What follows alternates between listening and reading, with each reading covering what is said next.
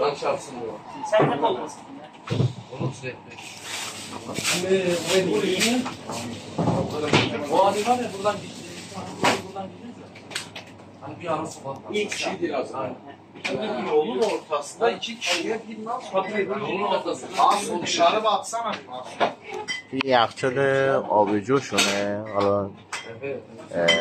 اینا تو برگ اینا آمستر درصدشون خیلی بالاتره این مشکی ها.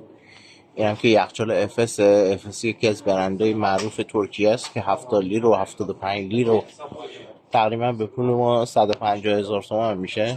اینا هم که 100 لیر و 85 لیره. این هم خب کوچیکاشه که دیگه میخوان بخوریم مثلا کوچیک یه نفره میتونیم بگیرین و استفاده کنین. اینجا هم که شیشه ای داره همونا افس آمستردام افس های بزرگ آمستردام های بزرگ. اینا هم آبجوهای شیشه ایه که یه مقداری خنکیش بیشتر و ردبول های که کنار مشروب اگر دوست داریم میتونیم بخوریم. این هم که قفسه شرابشه. ما از آبجو و راکی و اینا استفاده کردیم خیلی خوب بود. امشب اومدیم یه شیشه شراب گرفتیم.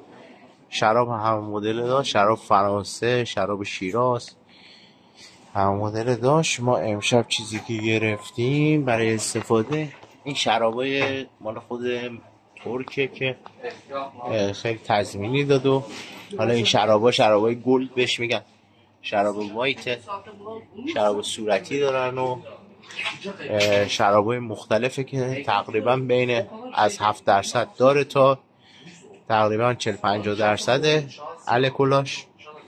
میتونید تهیه کنیم بگیرین. هم باز یه یخچال دیگه شه که همون آبجوها رو داره، فروشگاه مشروبه که معمولا هر کی دوست داره میتونی بیاد. این هم که بارشون و این هم که شیشه های کوچیکه که یه نفر است میتونید مشروب بگیرین و تهیه کنین و میل و نوش جان کنین به جای اینکه جوانای ما توی ایران بمیرن با مشروبای تقلبی. اگر یه همچین جایی داشتیم خیلی راحت و حداقل جوانامون لذت می‌بردن.